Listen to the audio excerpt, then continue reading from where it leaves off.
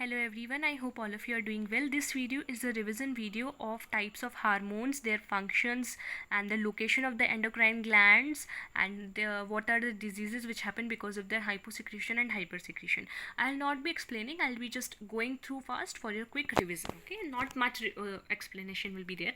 Adrenal gland, two parts of adrenal gland are there, cortex and medulla. The cortex region, there are two hormones which are there, which are secreted. They are mineralocorticoids and glucocorticoids, and in the medulla region, which the hormone which is secreted there is adrenaline. Okay, and where is adrenal gland located? Adrenal gland is located on the top of the kidney. Adrenal gland is also known as kidney caps. Okay, cortex means the peripheral region of adrenal gland or peripheral region of any organ, for you can say. Cortex is the peripheral region, means the region of periphery, side region, and medulla is the middle region of adrenal gland. Here we are talking about adrenal gland, but any organs, medulla means the middle region. Okay. Now, mineralocorticoids and glucocorticoids are released by the cortex part of the adrenal gland, and what they do, mineralocorticoids regulate the metabolism of Na plus and K plus. They regulate the metabolism of Na plus and K plus. They regulate the metabolism of ions. And glucocorticoids, what they do, they regulate salt, water of the body, the glucose of the body, and they increase the sugar level and adapt the body to heat, cold. So it gives resistance to the body to adapt to any sort of situation of heat or cold. And what happens when there is a hyposecretion of glucocorticoids and mineralocorticoids, or hyposecretion of adrenal cortex, then the disease which is causes Addison's disease. In Addison's disease, pigmentation happens and the body's capacity to of regulating the salt and water decreases, and also the body's resistance to heat and cold decreases. कि कैसे याद करना है, यहाँ पे आप समझ रहे हैं कि जो बॉडी है हीट और कोल्ड से अडेप्ट कर पा रही है because of the hormones mineralocorticoid and glucocorticoid. अब जो मिनरलोकॉर्टिकॉइड और ग्लूकोकॉर्टिकॉइड की कमी हो गई, हाइपो मतलब कमी हो जाना एक हार्मोन की, हाइपर मतलब जब एक हार्मोन बढ़ जाता है. ठीक है, आप हार्मोन की बेसिक डिफिनेशन आपको पता हो तब इस वीडियो पे आप आएँ तो अच्छा रहेगा. तो हार्मोन्स वही होते हैं. Hormones are certain chemical substances which are released from the endocrine glands, and they are released from a particular gland, but they affect the any other organ that is the target organ. ठीक है, मतलब एक जगह से निकलते हैं blood stream में travel करते हुए दूसरे जगह पे, जहाँ पे उनको अपना फंक्शन, अपना इफेक्ट शो करना होता है, वहाँ पे करते हैं. जिस जगह पे इफेक्ट वो शो करते हैं उसे हम टारगेट ऑर्गन कहते हैं. एडिसन्स डिजीज़ के बारे में हमने बात की. देखो यहाँ पे लिखा है ना, ग्लूकोकॉर्टिकॉइड्स जो है वो क्या कर रहे हैं, बॉडी को अडेप्ट कर रहे हैं हीट और कोल्ड से. और एडिसन्स डिजीज़ में जब कमी हो जा रही है glucocorticoids, mineralocorticoids, cortex region of the kidney, cortex region of the adrenal gland से जो हार्मोन सिक्रेटोरी उनकी कमी हो रही है, तो उस वजह से फिर बॉडी की हीट और कोल्ड से जो लड़ने की क्षमता, या फिर बोलेंगे अडेप्ट करने की क्षमता, थोड़ी कम हो जाएगी. कशिंग सिंड्रोम में क्या होगा, कशिंग सिंड्रोम में जो है हाइपरग्लाइसीमिया हो जाएगा, मतलब बहुत ज़्यादा बढ़ जाएगा.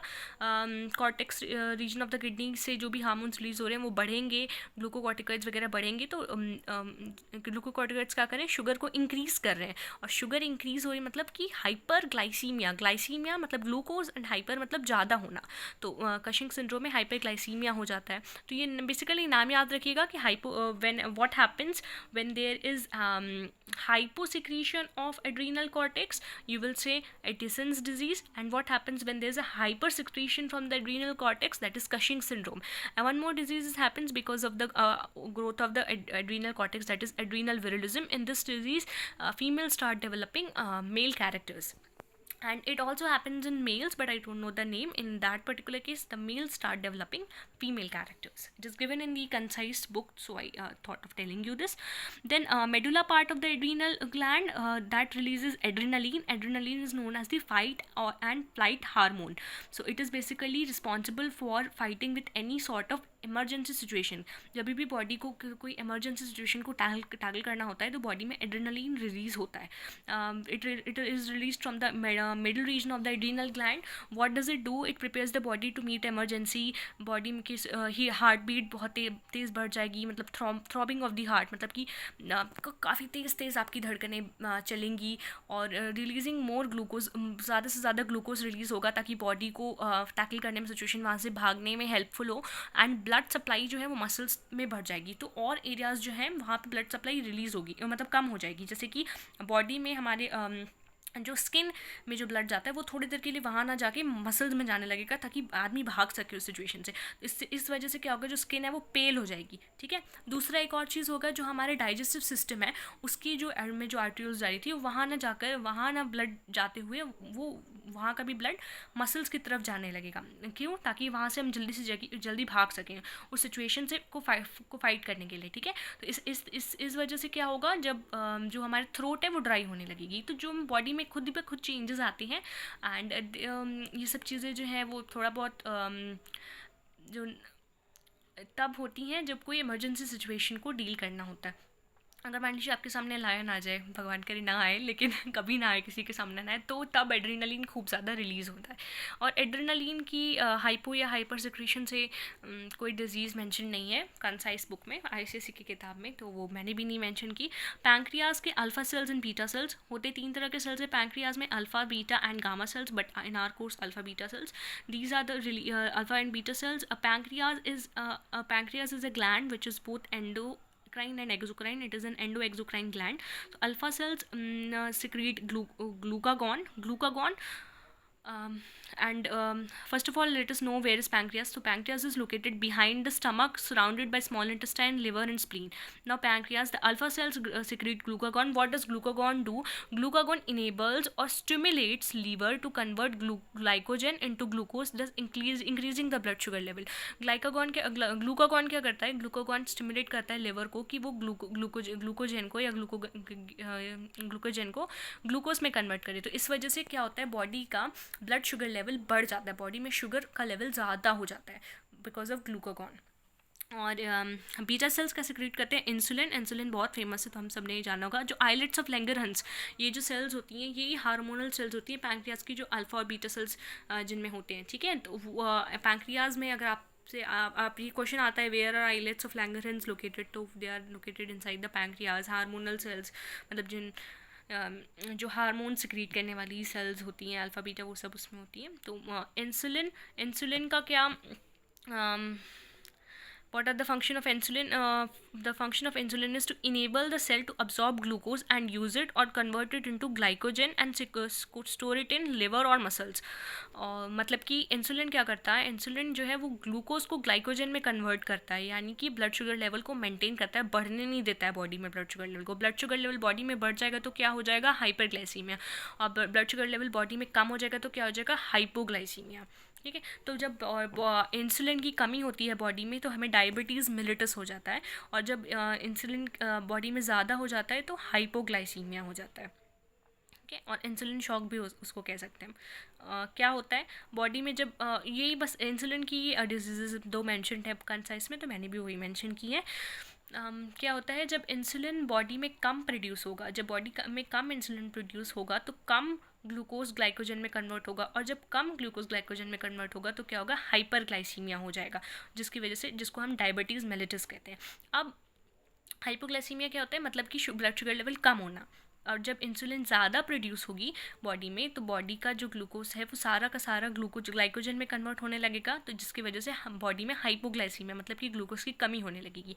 एक इंसुलिन से सफ़रर को, मतलब कि इंसुलिन मैं बोल रही हूँ, हम कह देते हैं कॉमन भाषा में, डायबिटीज़ मेलिटस जिस इंसान को है, डायबिटीज़ से सफ़र करने वाले इंसान को अगर वो इंसुलिन का डोज ज़्यादा ले लेते हैं तो उनको भी हाइपोग्लाइसीमिया हो सकता है, उसको हम इंसुलिन शॉक कहते हैं। ऐसा क्यों, उन्होंने एक वक्त में ढेर सारा इंसुलिन ले लिया, अब क्या होगा, बॉडी में इतना सारा इंसुलिन साथ में जाएगा तो वो सारा का सारी ग्लूकोज को ग्लाइकोजन में कन्वर्ट कर देगा, और ग्लूकोज लेवल बॉडी का कम हो जाएगा, जिसकी वजह से उस इंसान को हाइपोग्लाइसीमिया होने लगेगा या इंसुलिन शॉक आने लगेगा। तो इंसुलिन शॉक का कैसे हम रिकवर कर सकते हैं इंसुलिन शॉक से? We can recover from insulin shock. What can we do to recover from insulin shock? Sugar bites जो हैं, या फिर शुगर की कैंडी या बिस्किट, ये सारी चीज़ें जो हैं वो हेल्प करती हैं to recover from insulin shock. अब थर्ड ग्लैंड की बात करते हैं। थायराइड ग्लैंड से जो हार्मोन सिक्रेट होता है वो है थायरॉक्सिन, और थायराइड ग्लैंड का लोकेशन है in front of the neck and below the larynx. Function है थायराइड ग्लैंड का थायरॉक्सिन, मतलब थायरॉक्सिन का क्या फंक्शन है, it regulates the metabolism of the body. इसके 3 डिजीजेज है हाइपोग्लाइसीमिया में। अगर कम हो जाता है थायरॉक्सिन बॉडी में तो सिंपल गोइटर होती है, जिसका एक सिम्टम है swelling of the neck. Kids में जो है वो क्रिटिनिज्म होता है, क्रिटिनिज्म किड्स में होता है बिकॉज ऑफ द हाइपोसिक्रेशन, मतलब कि थायरॉक्सिन के कम सिक्रेट होने से क्रिटिनिज्म होता है, जिसमें ड्वार्फिज्म होता है, बच्चा छोटा ही रहता है, और मेंटल रिटार्डेशन मतलब मेंटल प्रॉब्लम होती है थोड़ी, ठीक है। और एडल्ट्स में माइक्सोडेमा हो जाता है because of the less secretion of the thyroxine, और उसमें क्या होता है स्लगिशनेस आती है बॉडी में, और स्वेलिंग हो जाती है, मतलब कि सूज जाती हैं मतलब कि जो भी हाथ पैर और नेक में सूजन आती है। उसके बाद हाइपर सिक्रीशन, मतलब कि जब थायरॉक्सिन बहुत ज़्यादा सिक्रेट होता है तो एक्सोप्थाल्मिक गोइटर हो जाता है। अब एक्सोप्थाल्मिक गोइटर में आप खुद सोचो क्या होगा, मेटाबॉलिज्म बॉडी का बहुत ज़्यादा बढ़ जाएगा, उसकी वजह से आँखें जो हैं वो बाहर की तरफ प्रोट्रूड करने लगेंगी, और ये सारी चीज़ें होती हैं उसमें। और भी काफ़ी प्रॉब्लम्स होती हैं, मेरे को 2 याद आ रही हैं अभी। ओके, पिट्यूटरी ग्लैंड है। Pituitary gland is located it is located in the mid brain, मतलब it hangs from the mid brain and it is located below the hypothalamus, ठीक है। हाइपोथैलेमस के नीचे लोकेटेड होता है।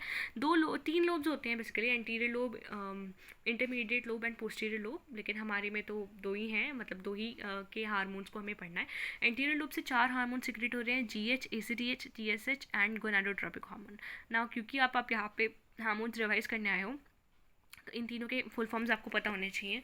ऐसे मैं चाह रही थी कि मैं ये तीनों को दे दूँ आपको to answer in the comment section, but नहीं, आपको लगेगा मुझे आता नहीं है लेकिन इसलिए मैं बता देती हूँ। GH growth hormone, ACTH adrenocorticotropic hormone, TSH thyroid stimulating hormone and gonadotropic hormone. Tropic hormones वो तरह के ट्रॉपिक हार्मोन्स क्या होते हैं, tropic hormones are the hormones which stimulate the endocrine glands to release hormones, ठीक है। मतलब कि वो हार्मोन्स जो स्टिमुलेट करें जाके ग्लैंड को कि अरे भैया तुम थायरॉक्सिन बहुत कम हो रहा है बॉडी में, थायराइड मतलब TSH क्या करेगा, थायराइड स्टिमुलेटिंग हार्मोन जाएगा थायराइड में, बोलेगा अरे भैया थायराइड बहुत ज़्यादा कम हो रही है, थायरॉक्सिन की कमी हो रही है बॉडी में, सिक्रीट करो, तो वो करेगा सिक्रीट, ठीक है। तो यही ट्रॉपिक हार्मोन्स यही कहते हैं। पिट्यूटरी ग्लैंड जो है वो मास्टर ग्लैंड है, क्योंकि because it controls all the other glands, मतलब इस the activity the functioning of the other glands. Function क्या है, GH it helps in the growth of the body, ACTH it regulates the activity of adrenal cortex, मतलब जाके adrenal cortex को बोलता है कि कॉर्टिसोन रिलीज़ करो या ग्लूकोकॉर्टिकॉइड्स मिनरलोकॉर्टिकॉइड्स रिलीज़ करो। TSH जो है वो जाएगा थायराइड के पास और बोलेगा कि थायरॉक्सिन रिलीज़ करो। गोनाडोट्रोपिक हार्मोन्स जाएंगे गोनाड्स में, जाएंगे टेस्टस ओवरी में to stimulate them to secrete testosterone and progesterone respectively, मतलब मेल्स में टेस्टस होती है जो testosterone and ovary in females release progesterone.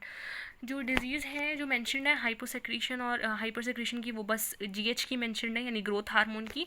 तो हाइपोसेक्रीशन ऑफ GH यानी कि ग्रोथ हार्मोन की कमी से बच्चों में ड्वार्फिज्म हो जाती है, और जब ग्रोथ हार्मोन ज़्यादा रिलीज़ होता है तो बच्चों में जाइगेंटिज्म हो जाती है, जाइगेंटिक, और किड्स में ये सब होता है, एंड इन अडल्ट्स एक्रोमेगली, ठीक है।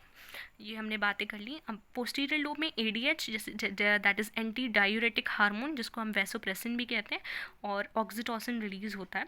ADH क्या करता है कि रीअब्जॉर्प्शन जो प्रोसेस होता है किडनीज़ के, उसमें बेसिकली रिस्पॉन्सिबल होता है। Oxytocin it causes contraction of the uterus, मतलब जब बच्चे पैदा होते हैं तो यूट्रस के कॉन्ट्रैक्शन में हेल्पफुल होता है। और स्टिमुलेशन ऑफ दी लैक्टिकेशन वगैरह में भी ऑक्सीटोसिन रोल प्ले करता है, ओके। एंड ADH के मेंशन है डिजीजेस हाइपोसेक्रीशन एंड हाइपरसेक्रीशन, वो मैंने भी मेंशन किए हैं। हाइपोसेक्रीशन यानी कि कमी होती है ADH की तो डायबिटीज़ इंसिपिडस हो जाता है, और हाइपर सिक्रेशन जब ज़्यादा हो जाता है ADH एंटी डायूरेटिक हार्मोन, तो उससे एलिवेशन ऑफ BP हो जाता है। एक होता है नेगेटिव फीडबैक सिस्टम और एक होता है पॉजिटिव फीडबैक सिस्टम, जो इस चैप्टर में मेंशन है। तो नेगेटिव फीडबैक सिस्टम मतलब कि मान लीजिए थायराइड स्टिमुलेटिंग हार्मोन जो है वो जाके बोल रहा है ना थायराइड से कि कमी हो गई, तुम ज़्यादा करो, तो जब किसी चीज़ की बॉडी में कमी होती है तो एक स्टिमुलेटिंग हार्मोन जाएगा और बोलेगा कि कमी हो गई, ज़्यादा करो, ठीक है।